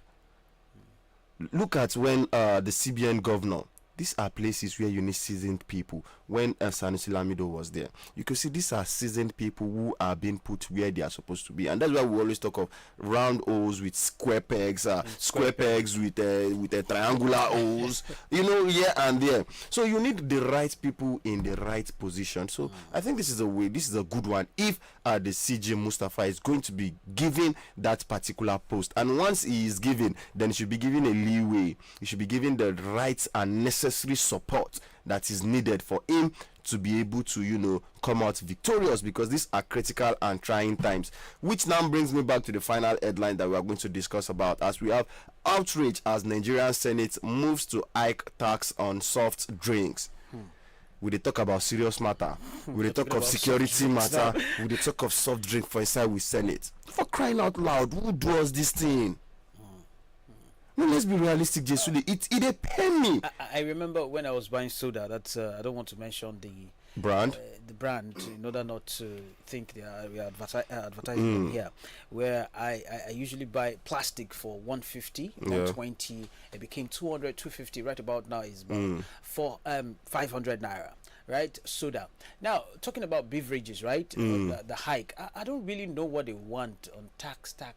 Nigerians are complaining. Let's be honest. We go out every day, we are complaining, we buy things ourselves, the taxes are too much. But of what benefit is this tax to Nigerians? I think as public servants or as leaders, they should come out to explain to Nigerians why, these things are, going higher, higher, and higher. And we are not seeing any direct impact on the citizens. All right, I think that is the much headlines we'll be taking this morning, so that we can also give our listeners opportunity, to also call in and also comment on the issues that we have raised this morning. Hello, good morning. Good morning, Billy Oji. Yes, good morning this morning. Good morning, Josue. Good morning. Yes, I still remember Comrade Ahmed. I'm calling from 123 quarters. All right, go ahead. Josue, I expect the President and Commander-in-Chief to also resign honorably, just the way the Minister Badeggi resigned. And I always said it, even among my friends, that until we stop politics of godfatherism, hypocrisy, and familiarization, we'll never get it right. When you sit at the corner of the villa and you receive a call, and the person is directed you to appoint also person because of his position, we are still joking. But just the way you said it, we are expecting somebody that have a military experience, that have good pedigree, that served with all integrity, that doesn't have any corruption cases, to be appointed as Minister of Defense. I'm also calling on the State Minister of Defense, Bello Metooli, to also resign immediately, because they are all failures woefully. But let's see what will happen in some days coming. Thank you very much. Thank you. All right, thank you very much, Comrade Ahmed. All right, we have on our Facebook page, we have Matthew saying good morning to you, Matthew. Baba Aliyu, good morning to you too. And we also have Ismail Azakwe saying good morning, God help the masses, especially in this insecurity quagmire, mostly our senior citizens. Amen. All right, hello, good morning this morning. Hello. All right, do well to call us back. Issa Simon is saying our north is going down every day because of the greedy of the few elites. Yes, hello, good morning this morning. Hello, Abdullah, good morning. Yes, good morning this morning. Johnson, good morning. Good morning. This morning. I always appreciate you for your job well done. Thank you very much, sir. Johnson, I guess probably we are going to get it right this time around. Amen. Minister of Defense have resigned. Yes. And there's a possibility, the former CG, General Christopher Musa, there's a possibility is coming. As this. Now, you can see General Christopher Musa is having the expertise. If assuming they can be able to even replace him with a former Minister of Defense, honestly, I know he is going to change the narrative, because see what is happening is very, very unfortunate. Very. Now, you can see bandits are imposing a levy for some communities in Sokoto say that they have to pay 20 million, if not they'll be bringing daily attacks. Exactly. So where are we heading to? And this lapses of insecurity has been lingering since the preceding government. From the lapses from the governors, likewise even the presidency then. All these lapses of insecurity is from then. If assuming the massive action being taken then, wouldn't have been having this issue now, could have overcome this issue of insecurity. But look at the way it's lingering. Did you know even in Abuja yesterday there is a kidnapping, John Sule, in Abuja? One of the area council in Abuja yesterday. So where are we heading to? The governors cannot be able to, we want action now. We are tired of all these headlines on a daily basis. There is no any action from the part of the government. And that is why you can see the kidnappers are having their field day to be kidnapping people on a daily basis. It's very, very unfortunate. We are in a serious dimension in this country. Yeah. They are not continuing to rescue us all the time. That's my thing. Thank you very much for that wonderful one. Now we have Abdulaziz Ismail saying good morning on the Facebook page. Let's take it back to the phone lines. Hello, good morning this morning. Hello, good morning. Yes, good morning. Yeah, my name is Makare from Tunga. All right, welcome. This one that governors are going to do a Dashi money again, that they want to gather 200 and something billion every month for. You all know the security will be given to you every day. What are you doing with it? Now, you gather a Kaduna. Kun taro kun haɗa party ko kun zo na ku ce za ku haɗa da shi to 200 billion. Mu mun sani ba abin da za ku yi. Thank you. Thank you very much. Let's not be pessimistic. Let's be optimistic. All right, Bala Benue Tuge saying, good morning, Mr. Sule, Mr. Ibile, and listeners. The resolution of the Northern Governor Forum are good measures to bring an end to the insecurity in this country.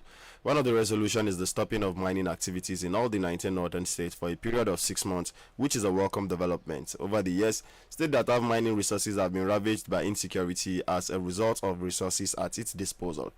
Another is the building of wall within the northern state, which is laudable. Over the years, our security agencies, especially immigration, allow immigrants access to our countries without having requisite paperwork. Some of those people constitute nuisance and they run at the slightest provocation. If all these resolutions come to pass, it will go a long way to curb insecurity in northern Nigeria. Thank you, watching you from Abuja. Thank you for that one. Hello, good morning this morning. Sorry, Sani Abdullah, I want to speak on the meeting of the Northern Governors, please. All right, real quick. Just 60 seconds. In Kaduna yesterday, Sani Abdullah, did you know the worst scenario? The meeting that the Northern Governors did, they just like wine and dine, honestly. That is where I'm looking at it. For them to be raising 1 billion naira every month, did you think even if it's easy from them, that will not change any narrative? Let's be realistic. They are taking this issue of insecurity, you understand, they are politicizing it. That is why it's still lingering on a daily basis. I've said it on a different platform. They are politicizing the issue of insecurity, and that is why we cannot overcome it on a daily basis. Right. I will not have a component that all this is. The security vote being given to most of these northern governors, they are not utilizing it for the purpose being made. And that is why this issue of insecurity, it has been recurring this month. Every day now, kidnapping, every day, it has become a business in this country. Where are we heading to? All right, thank you. Amen. Thank you very much for that one. Raising 1 billion naira every month. If you divide that by 36 states, how much is each governor going to give out? From his security vote, because I believe that's. No, I think it's just for the northern states, though. That's what I'm saying. Yeah, so they are talking about from the northern states. For the northern states. How many states do we have in the north? Yes. We have 19. So divide that by 19 states. So we're going to be having 19 billion. We're having 200, and from the mathematics they did, we should have 200 and billion annually. Per year. So where is that money going to? I agree, going to use the money. More questions than answers, basically, if you ask me. Hello, good morning this morning. Good morning, Billy. Good morning, Jesuli. Good morning to you. Thank you for joining us. This is Alaji Yusuf Tanko. All right, welcome. Please, I don't want us to jump into conclusion. Let's wait and see what the federal government will do. I felt the problem in the defense is not only the Minister of Defense. There are many heads to roll if they want to get it right. Many heads will have to roll. Because there are these evidences that many of them have been involved. So, but gradually, we are seeing the change, and let's watch and see. How someone say, ba ayaban dan kuturu, say I girma da yatsun shi. So let us not jump into conclusion. And as for Niger State and the students being kidnapped, I think this is not the time for blame. Let's see how we rescue those children, and then the blame will follow suit. Thank you very much. Thank you. All right, thank you very much. We have Joseph Ochejon on the Facebook page saying, good morning, my good people of Badeggi family, J. Sule and Captain Dogo. I'm thinking that all the northern states that are shut down school because of insecurity, they should not be expecting security vote allowance for federal government because it has no use. Very soon, insecurity of it will come to an end because campaign will soon start. God will help us. And that's true. Let's see how that one pans out. Hello, good morning. Morning, ina kwana za. Lafiya lau. Lafiya lau, kuna tare da Isa Garba na bakin Kwasto. To Allah zaune daga samu lafiya ranka dai. Ina kuma da daga da bada shawara dai ana ta sulo ayi kokari inda nake bada shawara su kafa kamfuna su gera muna da abin da zai kawo mu kasan mu mafita. Insha Allah za a samu mu matasa gandun kashi za a samu mafita bangaren itatuwa da sauran ababe bangaren ma'adanai duk sun kokari su kafa kamfuna da gaskiya sanin kwai. Thank you. Insha Allah za a samu mafita ranka dai. Insha Allah rabbi. All right, thank you very much. All right, we have Usman Alabi Mohammed saying ya kamata gwamnati arewa su fahimta The Northern Governors meeting in Kaduna to address insecurity is a welcome development. As primary stakeholders in the security of their people, they should acknowledge their responsibility and ensure transparency in the use of security vote allowance. Rather than deflecting blame, the governors should assume their duties and prioritize the welfare of rural communities beset by insecurity and poverty rather than enjoying luxurious lifestyles. It is essential that the governors honor their campaign promises and engage with stakeholders to tackle the insecurity crisis. In Zamfara State, for example, the governor has neglected his duty to secure rural communities which are facing violence and maltreatment from bandits. We implore the governors to cease exploiting insecurity for political gains and instead focus on finding practical situations. They should collaborate with stakeholders and harness all available resources. All right, thank you for that lengthy one, Comrade Alabi Mohammed, for that particular one. All right, back to the phone lines. Hello, good morning this morning. Good morning, Billy. Yes, good morning this morning. Good morning, Captain Dogo. I still remain Engineer Usman calling from Bosu. All right, go ahead. Insecurity of Nigeria today is so worst. At the bad idea that we should, I think the president should appoint somebody who is maybe ex-soldier. But nevertheless, before that employment, they should check what he has did and his contribution before retired. Because in some of the cases, some of them are corrupt also. When you reflect back the issue of Dasuki, Dasuki is an ex-soldier. But look at what happened in the period of Jonathan. So I'm using this period to beg the federal government, because the insecurity of today, voila, is too much. And it is not one person work. Let those governors, let them serious. The key people in the society, let them involve them in the security. It's not that the federal government are having issue with the former governor of Kogi State. Voila, I trust that man. I know how it's taken in the issue of insecurity in Kogi State. Okay. I could have said that the federal government should bring him in so that he will come and work for them. You shouldn't be taking somebody who can work for you as an enemy. Okay. Which of the former governors are you talking about, though? I'm talking about Yabelo, the white lion. Okay. All right. That man is a gallant man. All right. When I read the history of when he was a god. Oh, sorry. I think, all right. Gotten, though, your opinion at the end of the day. All right, we have Amino Awal saying, good morning, Mr. Abile. You are unfortunately a rare gem to this radio station, okay? I can't wait to see a new Nigeria full of prosperity and progress. We can achieve it, inshallah. Thank you very much for that one, Amino Awal. As we have Usman Alabi Mohammed coming back to say, Northern leaders are not serious. When they had the opportunity to create a security outfit, they were disturbed about the Southwest security outfit, Amotekun. Later, they created one, and they went ahead and created Shege Kafasa. My question is, where is Shege Kafasa security outfit? And that's true, Detule. That's true. Actually, come to think of it, there was Shege Kafasa. Where is Shege Kafasa? I don't know. He didn't see the light of the day, if you ask me, though. Hello, good morning this morning. Hello, good morning, Good morning, Good morning to you, Mr. Dikule. Thank you. Compliment of the season. Same to you, man. And good morning to Apaya out of the studio this morning. We have to appreciate his contribution. Thank you.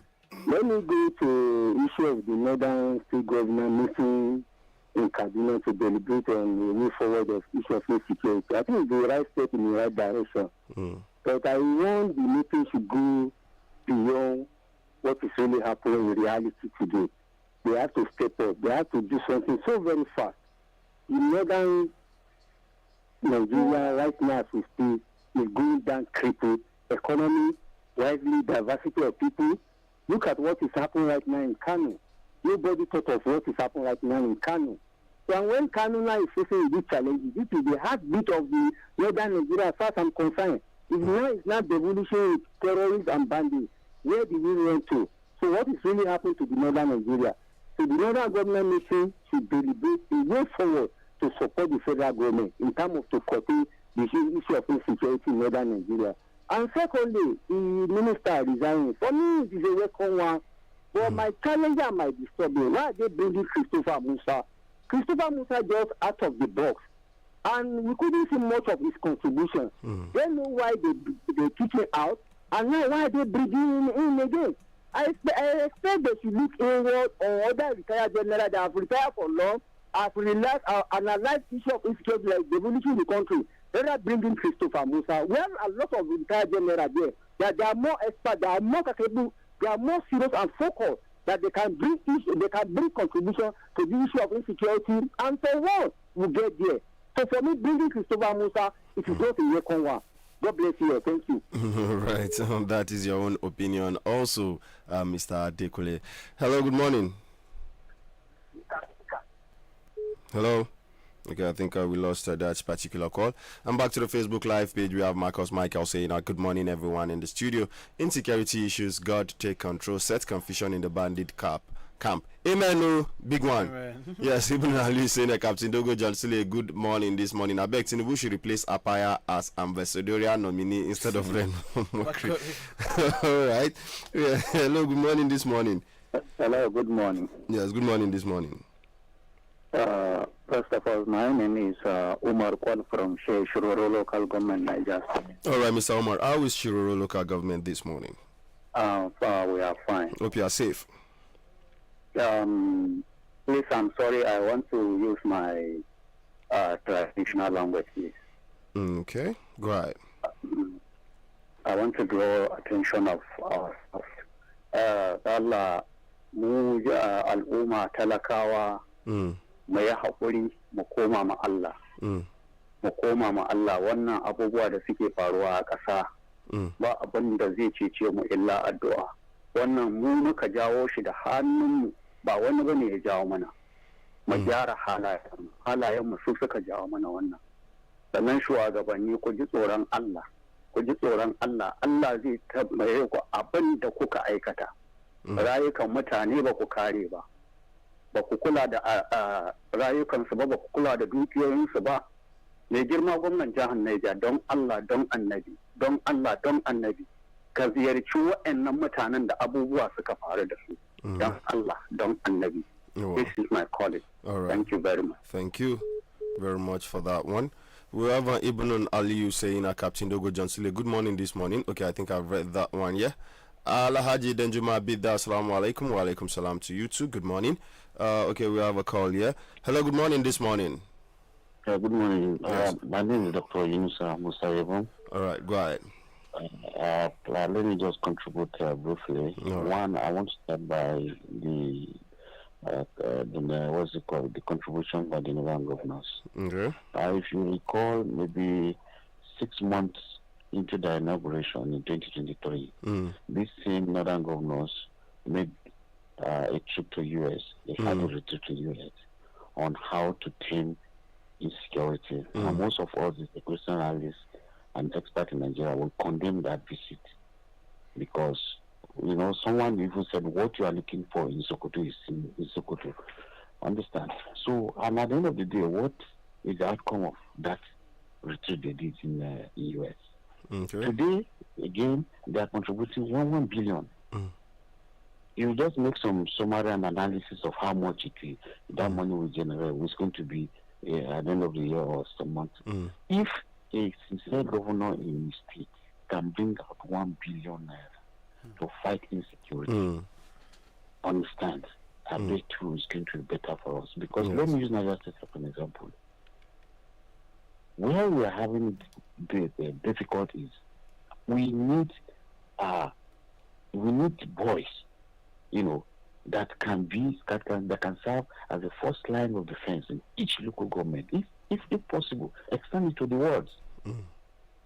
What I mean, when you have a trained, able guys that are okay, that are very well trained, how to confront this insurgents or the terrorists, I bet you with that 1 billion naira, let's say if the more you have 3 billion, if the Niger State government will put 3 billion naira on the ground today, I bet you will have over 1,000 trained boys in each local government. And tell me, if you have such this boy in each local government, let's say 1,000, tell me where the bandits will pass to penetrate into this society. So that aside, the resignation of the Minister of Defense, yes, they have paid woefully.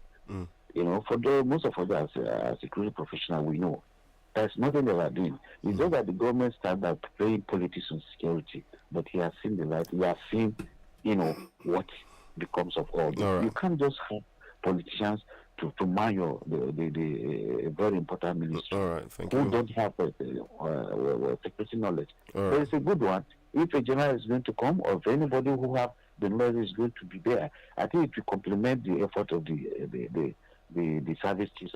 Exactly, it is going to complement the efforts of the service chiefs. Yes, very important things you have said there, sir. We have Vincent Amechibi saying, good morning, Badeggi Radio. Happy new month. Talk about our illegal mining sites. Please, so, in Western Bypass, opposite El Amin University, these boys are attacking people in their farms. Please help us, all right? And we are using this medium to call on the security operatives to do more on that particular axis. We have Jafar Ibrahim Bindiga saying, good morning, everyone. The resignation of the defense minister has opened a very important conversation about who should take over, a politician or a security professional. In my opinion, Nigeria needs someone with deep understanding of security operations, someone who knows the system, the threats, and the realities of on ground. My advice to President Bola Tinubu is to consider merit, experience, and competence above political interests. Thank you for that one. And Nalado is saying, Badeggi FM, voice of the voiceless, station with capacitated capacitors. Wahala. I'm a student too. Hey, station with capacitated capacitors in the field of media. I salute you all, especially Baba Shuaibu Badeggi. Maximum Sule. Yes, he's giving you the maximum salute right there. That was my name those days. Oh, Maximum Sule. Wow. Maximum Sule right there, right. And we have Omar Gwandushi saying, good morning, the good people in the studio. The Defense Minister resignation is a welcome development. No serious government will play politics with security. The president should look into his cabinet and get competent people into position. Favoritism is in appointments doesn't work when you want to deliver service to people. So wake up, Mr. President, and do the right thing. Even the list of ambassadors and 6 geopolitical coordinators for New Hope agenda were based on achieving political goals, not nation building. Thank you very much for that one. Hello, good morning this morning.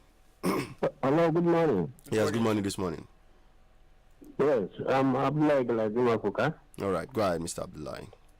What I want to say is that we Nigerians, are we really ready to sacrifice our life for the next generation to come? This reminds me what China did, and China is what it is today. We only talk. The population of Nigerians are enough today. If we want to comb any forest, we have bandits. We will be able to do it. Yeah. Not mining, like I will be killed or so. China did what it did. It faced all the problems. The soldiers were killing when they are tired. They dropped their guns. And China is what it is in the world today. So I want we Nigerians to do that. The youth population we have is enough to come any forest where we have these bandits. Let government give us guns. We enter all the forests to come these people out, no matter whatever this thing they have. Please, Nigerians, let's stop talking. All right. Let's take into action. Yes. We are ready to come, and I will lead one of the group. Anywhere, either in Niger State or wherever it is. Yeah, beautiful. I like that. Thank you very much, sir, for that.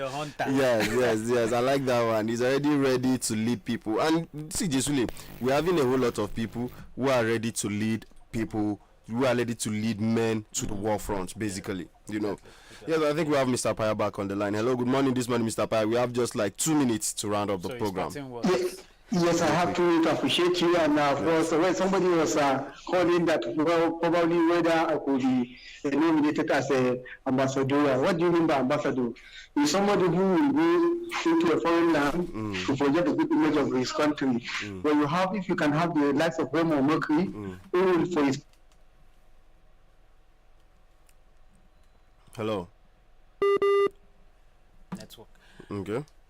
I think we're having a network issues right here with Mr. Apaya. So, Jesuli, while we are trying to reconnect, your last parting words on the program this morning. We should all be security conscious. Know your neighbors. Know how to talk. Know when to talk and how to talk. You should take it easy And then, of course, Be Nigerians. And I am John Sule. Bye for now. All right. Mr. Paya, we are back with you. You were off for a little while, so real quick.